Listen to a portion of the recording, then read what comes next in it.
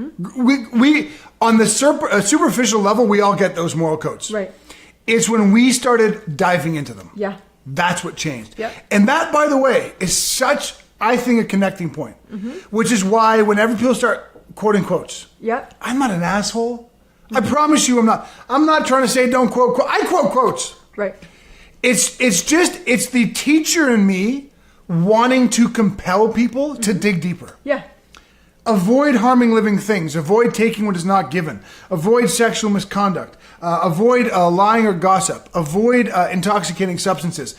When I read those for the first time, I was like, oh, fuck yeah. I don't do any of that shit now. Until I started internalizing and journaling about them every morning and talking about them with my wife. And I started realizing, wait a second, avoid harming living things. Remember, the Buddhist precepts are all about our deeds, so what we do, our words, so what we say, and our thoughts. You know who I harm every single day? Myself. Sure. With nasty fucking thoughts. Right. That's who I harm. Yeah. You know, I didn't, and we disclosed this already. I didn't realize that sexual misconduct, like I've never assaulted anyone a day in my life. But we had, even in our open, happy, sexually fulfilled relationship, we both realized we had unconscious limits and stories to sexuality that we never would have seen. Yep. Had we not taken these precepts and dived in. Right. Right? So, I mean, let me just give two examples. Yeah, of course. Avoid harming other living things. Do you know what I realized is that how often my thoughts became cynical and jaded about other people? I didn't know that. Right. I was a pretty aware guy. I'm a pretty strong mindset guru, you know. I know all the fucking quotes. Until I started journaling every day and realizing, wow, I did not realize that sometimes with this trigger, this is the direction of my thoughts. I had no idea. I had no idea. You remember when I said at the beginning of this, the people who say most, I don't give a fuck what anybody thinks about me, they either have not traveled the journey or they're lying to maintain a facade, because we all do. So that's not me implicating. We all do this. Right. Right? In one way or another. 2 or 3 years ago, we were at an event and we were asked to speak. We spoke. There was a myriad of other speakers, right? One of the speakers on stage went right after us. And he proceeded to start his entire seminar with, let me tell you something. Anyone can relate to this. I don't give a fuck what anybody thinks of me in this room. By the way, I just said that. You might even know who I was talking about. Right? And great, cool. Audience loved him. Backstage, after he was done, he sat down. We talked for half an hour. I don't know if I've ever heard a guy talk more about people he didn't like in my entire life. Right. This fucking guy over here is just copying my shit all the time and fuck, you know. And you know that guy? Let me tell you a story about that guy. And I'm like, what happened to the guy who didn't give a fuck about what anybody thought of him? Right. He sure gives a fuck now. My point is, we could all use a deeper dive. Yeah, we could all do more than the fucking quotes. Yeah. We can all do more than just saying what we're used to saying. We could all be more introspective. The number one way we have found to really honestly not care what other people think of us is to internalize and check ourselves on a regular basis for our own language, our own actions, our own thoughts. If someone really does bother me, it shows up in my actions. And that's what I become uniquely aware of. Absolutely. Does that make sense? I love that. Because that first step was a big one for us. Yeah, I love that. You know, I mean, everybody was chiming in. This was great, truly awesome, you know. And as you were talking, I was actually thinking about like the practicality of a real example, right? Insofar, and I'm actually going to use your hand tats as if so if we didn't live by this code of conduct, the precepts, right? What kind of different path might that have led you down, right? So we talk about so Brian said at the beginning of the show that up until yesterday he actually had a little bit of nerves with regards to getting the tattoos on his hands because they're out there and they're visible and everybody can see them, right? He can't really hide them. And so if you think if he didn't have the internal compass that he has with regards to maintaining this kind of code of conduct, the first thing that came to my mind was how quickly he could have actually, quote unquote, harmed himself. Right. So the first precept, avoid harming living things. Right. He is a living thing. Now, you might be thinking, well, how could not getting a tattoo be harming yourself, right? So you talked about the deep dive, right? Well, let's deep dive, because this is so easy for people to dismiss as superficial. Yeah. But So he gets influenced by what other people might think. Mm-hmm. So he opts not to get the hand tattoos, therefore harming himself. Yes. Because for him, the hand tattoos were a symbol of growth, of something incredibly symbolic. Something for himself. They were a part of him stepping forward in life. Yes. Something that makes up his being, right? Yes. So there's a holding yourself back from stepping into that newness and that change that you're clearly feeling the evolution of, right? Simply because of the influence of outside people. Yeah. Now you take that as well. The other way that he could have gone with, lying and gossiping, as well as harming living things, is with his thoughts, cynical thoughts, judgment, conclusions about other people. People who would, not like my tattoos, well, they're just assholes anyways, right? So he could still get the tattoos, but then have a lot of negative spewing outside of himself, right? So that's a very basic example. Very basic. Off of something that some of you might even be thinking well, Carrie, we're talking about tattoos. It's not really a big deal. But think about how many people limit themselves in life from growing and stepping forward because they're making the decisions of what they're doing for themselves from that place of being concerned about what others think. Absolutely. 100%. That's what I had to say about 100%. That's the example I wanted to give. It's a great example. And I want to remind, it's a deep dive. It is. Right now, do you guys remember the 4 stages of learning we've taught 1,000 times, right? Mm-hmm. Right now, you don't know what you don't know. Right. You really don't. You don't know. Lee Patterson made a great point. I loved her point. I'm going to repeat her point, but I'm going to reframe it. Not for Lee, but to the point at large. Because Lee Patterson says right here, I don't care what other people think of my physical appearance. Like I don't have to wear makeup, nice clothes, etc. I mean, I overthink what they think about what I have to say. So Lee gets it. She does care what people think about her as it relates to what she says, but not her physical appearance. Right. Now, I take that at face value as fact. Of course. I'm not questioning Lee at all. I'm asking every member of the audience to question what they think they know is true. Okay? Because I'm going to tell you something. I have worked with people who say the exact same thing. I don't give a shit what anybody thinks of the way I look. I'll go out in sweats and no makeup. Doesn't bother me at all. It's funny.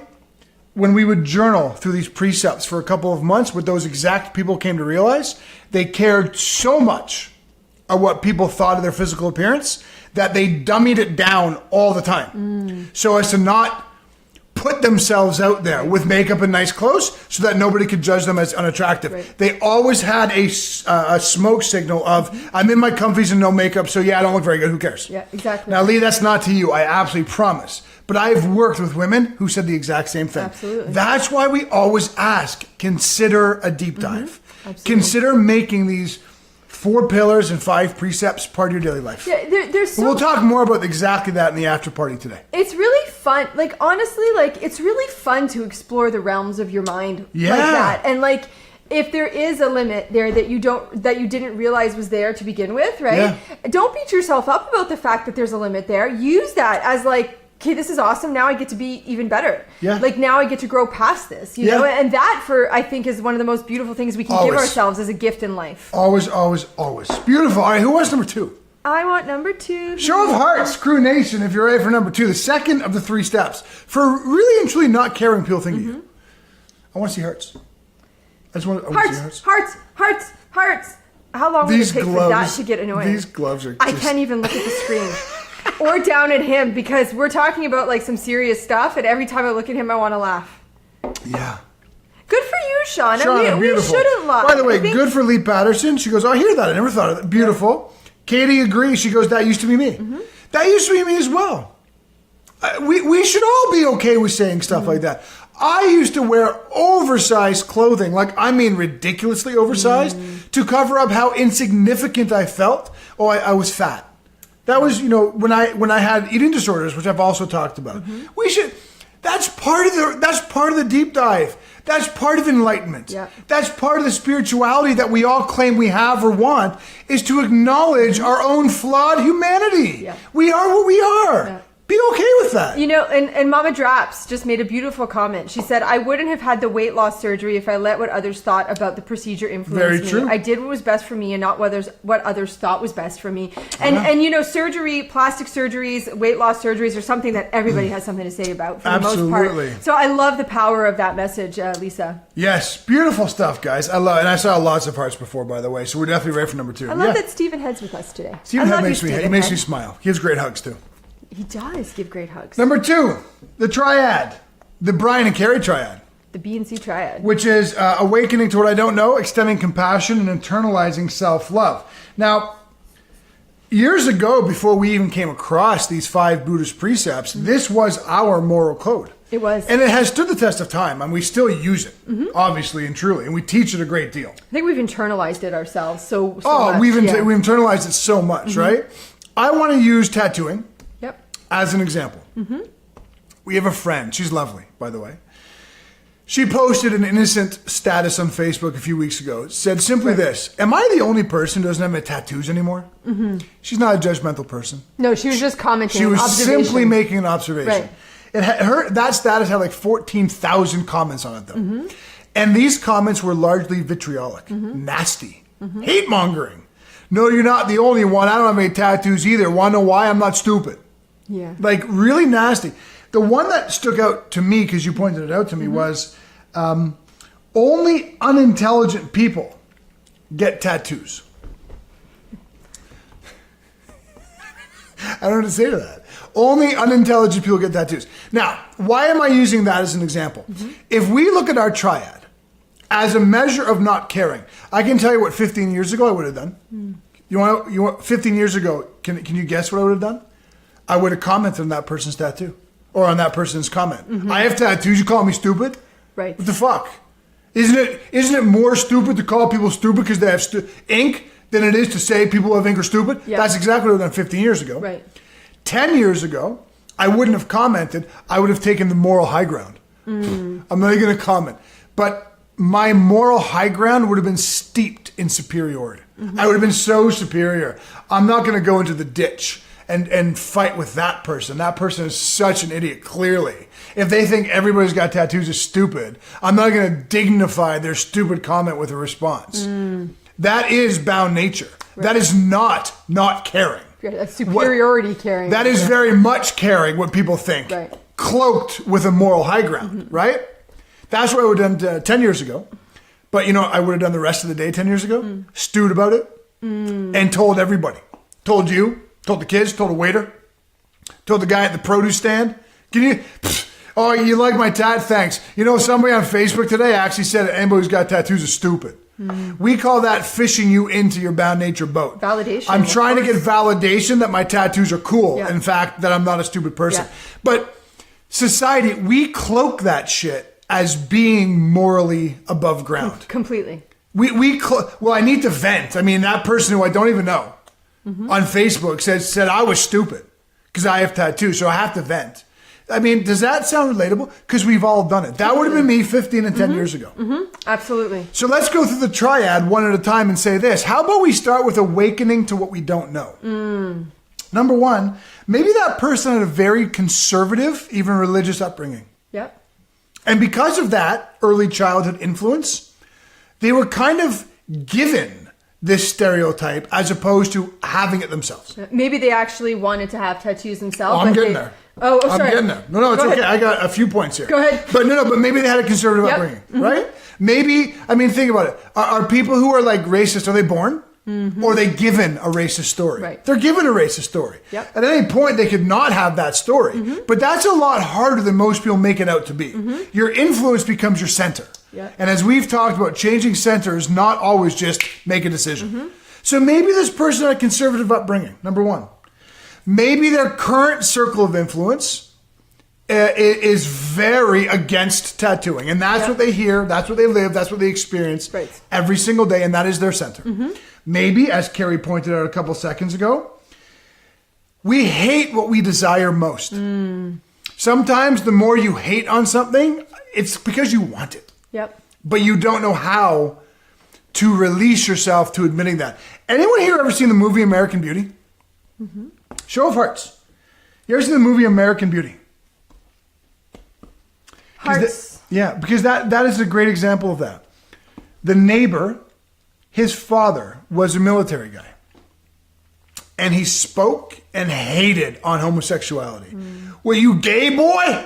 And I think that was his one line the entire movie. You gay boy? Until the end of the movie. When, in a moment of vulnerability, he tries to kiss the husband of his next door neighbor. He was in himself homosexual, but had been so conditioned by the military, by conservatism, by his own parents, to hate homosexuality so badly that it was a matter of self-loathing for him. Right. Right? So we hate what we desire most, and we self-loathe in the process. Maybe this person who made that comment, tattoos, or you're stupid, maybe it's a she or he doesn't feel free and wants to express themselves either with a tattoo or a more flary wardrobe or a different kind of haircut. And they hate on people who seem to exhibit that kind of freedom. That's called awakening to what you don't know. How do you stop caring what people think? You don't take a superior moral high ground. You don't stew about it and talk about it with everybody to get validated that you are the right and they are the wrong. What you do is you awaken to what you don't know about this person. And in that, you find compassion for them.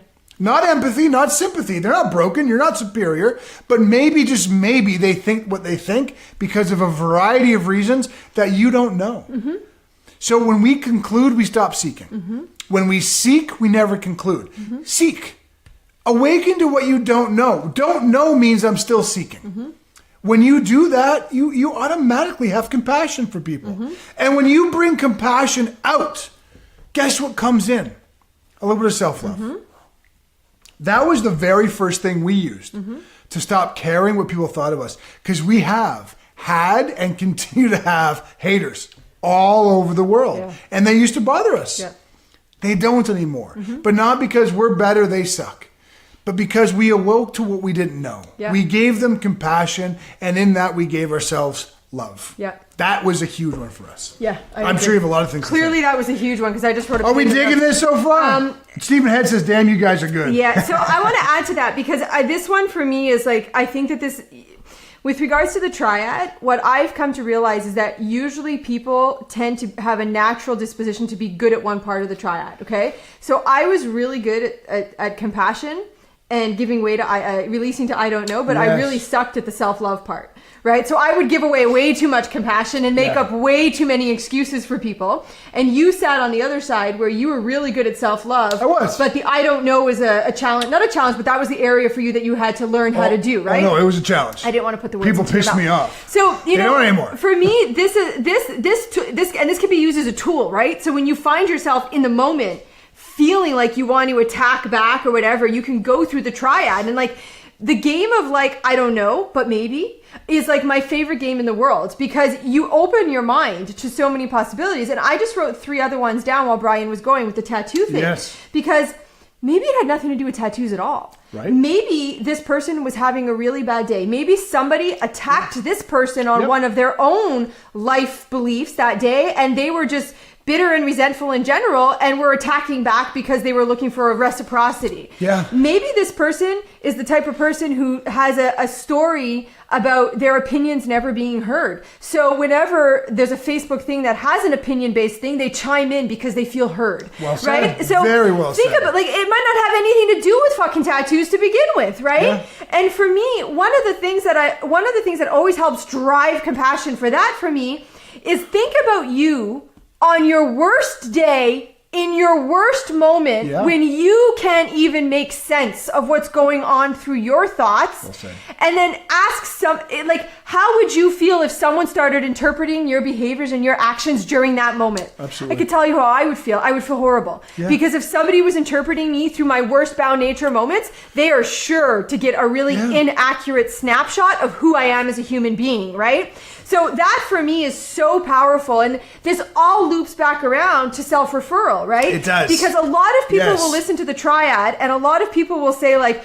well, you know what though? Like, isn't that kind of making excuses for other people to treat me a certain way? Not at all. But you've got to remember that this is all about you staying self-referred and in free nature and non-reactive. Because when you get reactive, you stop serving yourself in your forward momentum of life. Let's go back to the quote. It's not your business what other people think of you. Agreed. But how do you do that? This is how you do it. Because the mistake that we have seen time and time again most people make is quotes like that. It's not my business what other people think of me. That calls people to arms. Does that make sense? And when you are called to arms, you're calling yourself to bound nature. When you stay tranquil and peaceful and compassionate and loving yourself, and self-worth is fine, no self-loathing, I'm in free nature. But when most people hear it's not my business what other people think of me, what most people do is they do the exact opposite of what they should be doing. They find fault with that person. Well, you don't like my tattoos? Look at your fucking hair. You're walking around with hair like that? You're commenting on my tattoos? Is that not the most common thing? We find fault with that person. Of course. That makes us feel better. Absolutely. We throw gas on that fire to help extinguish the one in ourselves. Completely. That is what most people do. Hey, Betsy, can you believe that this bitch just commented on my tattoos? Look at the size of her ass. Yeah. When you have an ass like that, do you really think you should be commenting on other people's tattoos?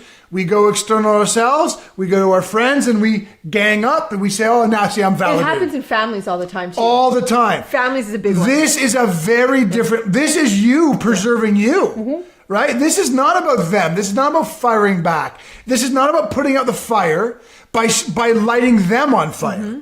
And that's what most people do. Yeah. Right? And I want to add, Michelle Adams, Lee Patterson, there's a few comments here about self-love and self-loathing. I want to end some mystery. I want to debunk some stuff. You will almost always hear us say, come inwards with stuff. Almost always. Okay? Can I give you my trick for how I started finding love for myself? It's one of the only times I'll ever tell you to put stuff out as opposed to bring it in. You ready? Compassion outward. You got an ex who was horrible to you then. Maybe a bit of a burn your saddle now. Find compassion for them. Completely. You've got somebody who's a business colleague who's doing way better than you are. You're envious, you're jaded, you're upset. Find compassion for them. Demonstrate compassion, not once. Not because Brian and Carrie said so today, but as a natural, general thing you mindfully and intentionally do every single day. When you put compassion out into the world, specifically towards the people you typically harm with your thoughts, you're going to find love comes back. Not from them, but from yourself. Yeah, you know, that is a massive tip. It really massive. is. And you know, I want to add to that is that I think sometimes we are resistant to putting compassion out because it's as if we walk around with this edge that those people owe us something, right? And we're waiting for some form of retribution. I was just talking to someone the other day a client who actually admitted that they were waiting for this like validation of an apology. And that person, the other person who hurt them, owed them something. You know, we really have to step into the fact that nobody owes us anything except for ourselves, right? And that really comes down to that whole self-love thing, and really knowing that like we are accountable to ourselves, and we have to create for ourselves, which is why we are always so centric on our 4 pillars and our tools, and so zeroed in on you, because you do control and create everything around you. But this 100%. Is that word, that's just not lip service. That's this is all about how to create it, right? This is beyond the fortune cookie, beyond the quote. Notice, by the way, I talked about putting compassion out to the person you typically harm, or the people you typically harm. Think about how that strings together. The 5 precepts, and the triad. These 3 things string together.